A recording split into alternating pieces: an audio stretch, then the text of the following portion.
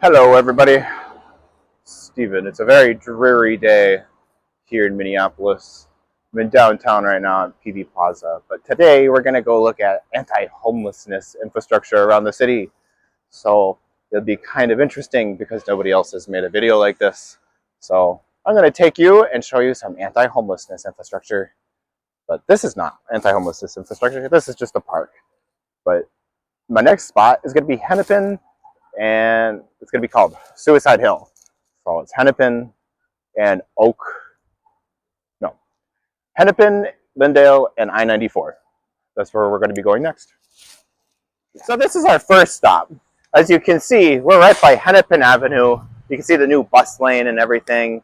And I-94 interchange is right above my head.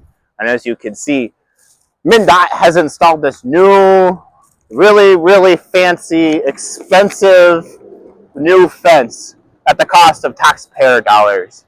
And it's pretty good fence, I will say. It's very hefty. If you go up to it, it's very strongly built. And it even has the pigeon guards on the top. And you can see it has a really big chain too. It's a big, expensive fence.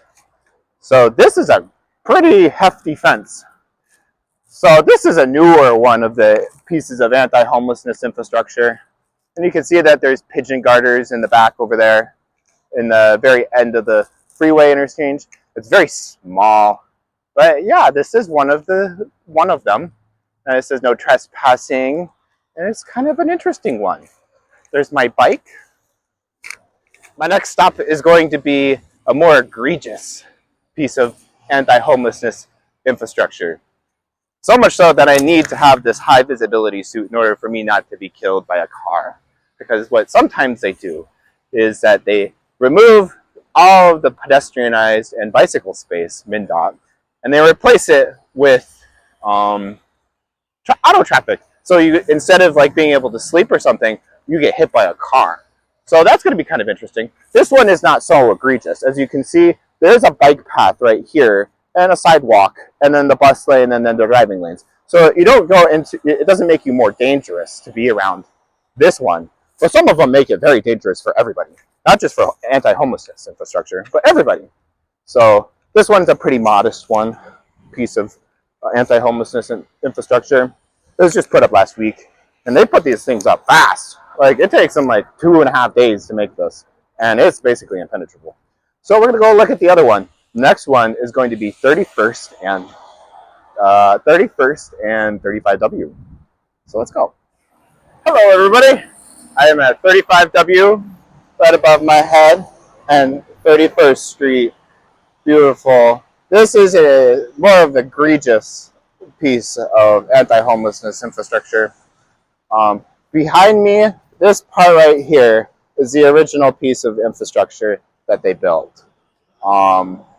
As you can see, it's kind of big.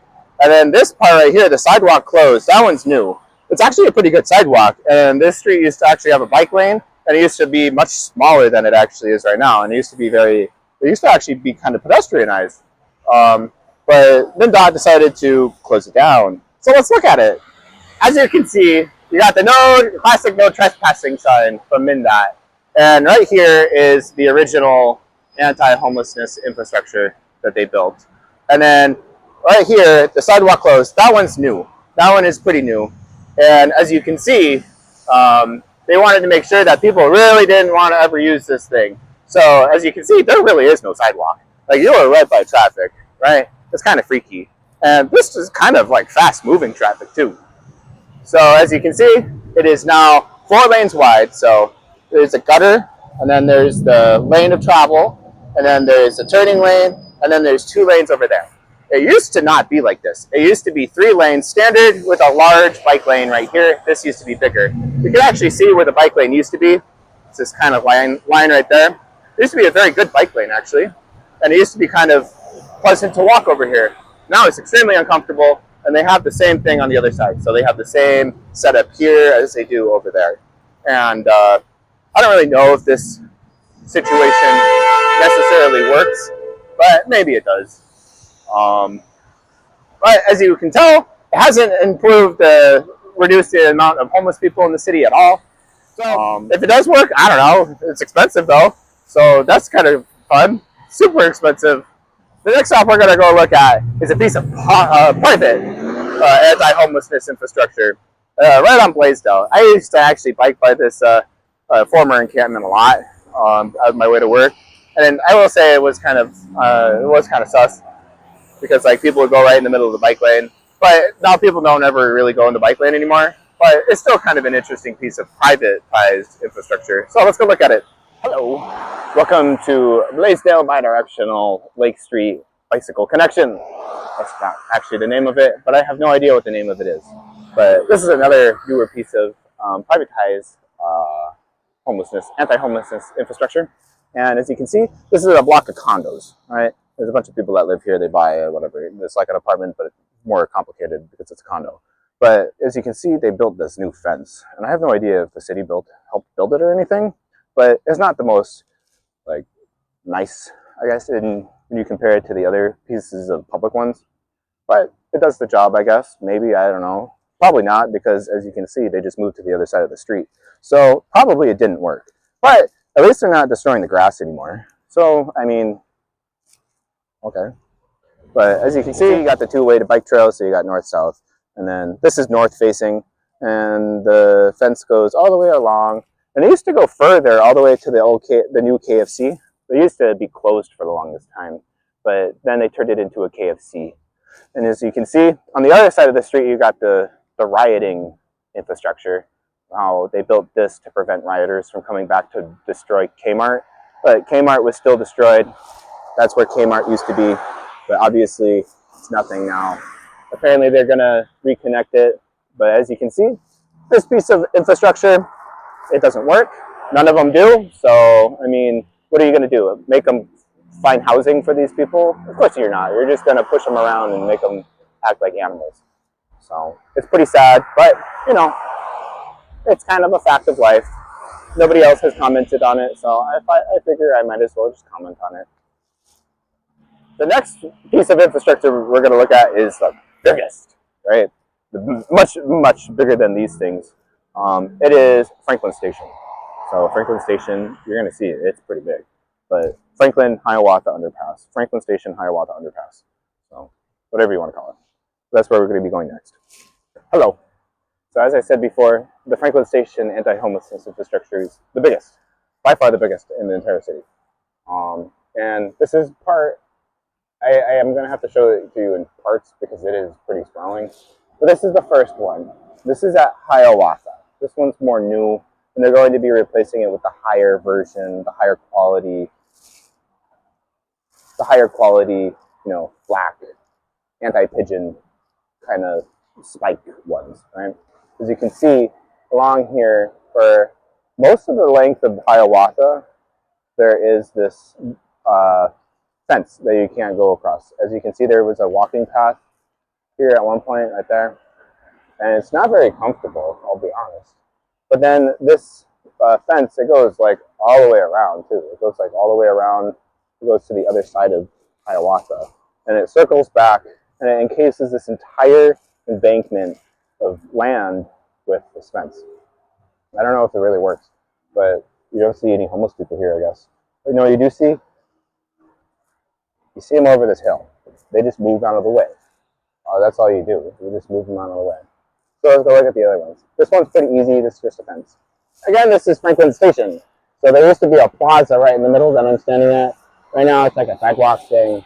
And it goes to the rail yard facility for Metro Transit. The rail yard facility at Metro Transit always has had that fence up there. But this fence that I'm looking at right here is new. There used to be actually quite a few people that like, I don't know, but it's pretty big. As you can see, it goes all the way to the rail station on the other side, and makes it kind of hard to get around. On the other side, it's a newer fence too, so at the corner over here, there used to be people who were sleeping and whatever up there, and you can see where they destroyed the grass. But this part right here is pretty old, right? So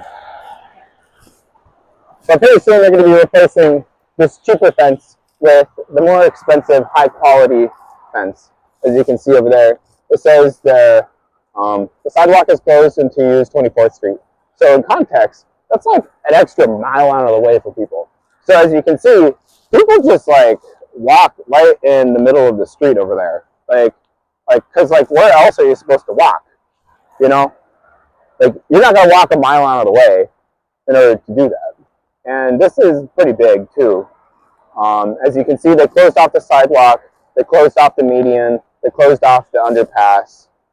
So they closed off the underpass first, right here, and then they closed off the sidewalk, then they closed off everything else, then the median, and then everything else. So it's very, very, very uncomfortable, like walk or be a pedestrian. And it's actually like a highly pedestrianized area too, so it doesn't quite make too much sense. And over there, you can see it's pretty vast. Let's go look at another kind of more unique. So let's go look at the other unique piece of anti-homelessness infrastructure that they put over here too, because it is kind of unique. It's called the Little Earth Trail, but they closed it because homeless people were like sleeping on it or something. I don't really know. I mean, they just close it off because they see one person loitering and they're like, "Oh, homeless people are here. Let's push them around and put them somewhere that they can't be seen." This is what they did. Everybody here that was homeless, they just moved. They didn't go anywhere. They just moved. All their stuff is gone. You know, like it's kind of sad. You know. But let's go look at it. I'm on the other side of Franklin Station. This is Franklin, and I have no idea. It's right by the Minneapolis American Indian Center. So that's this building right here. Brand new, pretty nice. As you can see, this median also cut off. So this is the median that I was just pointing at. As you can see, it's pretty long. It's about a quarter-mile long. And then on the other side right here is where Little Earth Trail used to be. So as you can see, it's called Little Earth Trail because it goes to the Minneapolis American Indian Center.